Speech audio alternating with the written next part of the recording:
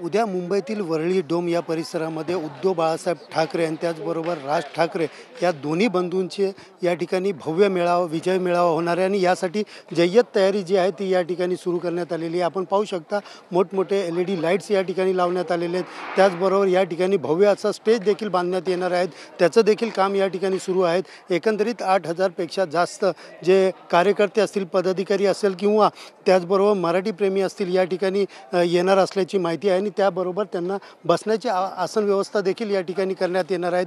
त्याचबरोबर 8,000 पेक्षा जास्त अधिक लोक आले तर त्यांना या हॉलच्या बाहेर देखील बसण्याची व्यवस्था जी आहे, आसन व्यवस्था करण्यात आलेली आहे। सगळ्यांना उद्धव ठाकरे आणि राज ठाकरे यांचं भाषण ऐकायला यावं यासाठी मोठमोठ्या LED स्क्रीन देखील या ठिकाणी लावण्यात येणार आहेत। तर आपल्यासोबत नेमकं या ठिकाणी कशा प्रकारे तयारी सुरू आहे हे जाणून घेण्यासाठी आपल्यासोबत आहेत माजी महापौर किशोरीताई पेडणेकर। ताई, काय सांगाल, आज तुम्ही या ठिकाणी पाहणी करत आहेत, कशा प्रकारची व्यवस्था उद्यासाठी करण्यात आलेली आहे? बघा, उद्या समोर एक समुद्र आहे पाण्याचा आणि इथे मानवी रूपाने समुद्र येणार आहे। हा ऐतिहासिक डोम बघणार आहे क्षण। या डोमला खरं सरदार वल्लभभाई पटेल असं नाव होतं। त्याच्यानंतर या डोममध्ये कुस्तीपट्टू काय नाव त्यांचं, दारासिंग रंधवा यांनी इथे खेळले। म्हणजे हा ऐतिहासिक क्षण बघणारा हा डोम आहे। NSCI जो म्हटला जातो। 2017ला इथेच शिवसेना जे बाळासाहेबांचे विचार घेऊन आम्ही संहिता बनवली, अधिवेशनाच्या स्वरूपात बनवली, त्याच्यामध्ये पक्षप्रमुख म्हणून उद्धवजींची निवड झाली।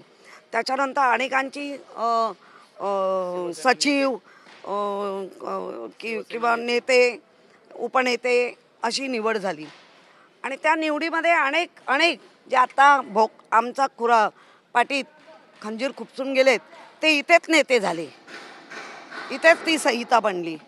त्याच्यानंतर आज जो उद्या होणारा कार्यक्रम आहे तोही हाच डोम ऐतिहासिक क्षण बघणार आहे। कोविड काळामध्ये ह्याच डोममध्ये अनेक लोकांचे प्राण वाचवण्यात आले आहेत। त्यामुळे हा ऐतिहासिक क्षण बघणारा डोम आहे, NSCIचा जो जागा आहे। त्यामुळे समोर पाण्याचा समुद्र, इथे मनुष्यरूपी समुद्र येणार आहे। शेकडो हजारो कार्यकर्ते असतील, त्याचबरोबर मराठी प्रेमी असतील या ठिकाणी येणार आहेत। कशा प्रकारची व्यवस्था या ठिकाणी करण्यात आलेली आहे? आम्ही तेच पाहायला आलोय। इथे व्यवस्था व्यवस्थित चाललेली आहे। काही ठिकाणी बाहेर हे पण लावल्या जातील, LED स्क्रीन लावली जाईल आणि बऱ्यापैकी मॅनेज चांगलं होईल।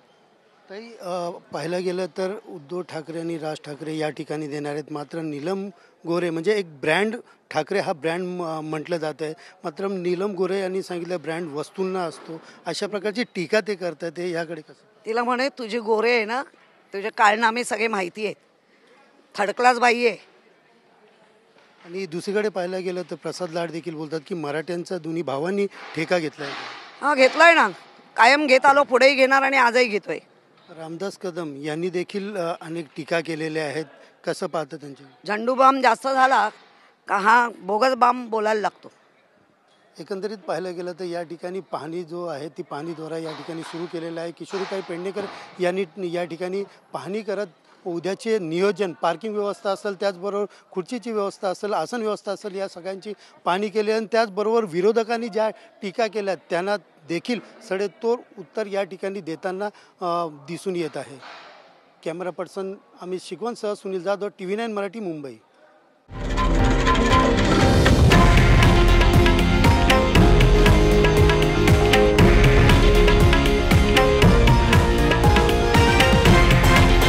हे आहे देशातील नंबर 1 न्यूज नेटवर्क आणि आपण पाहत आहात TV9 मराठी, एकमेव।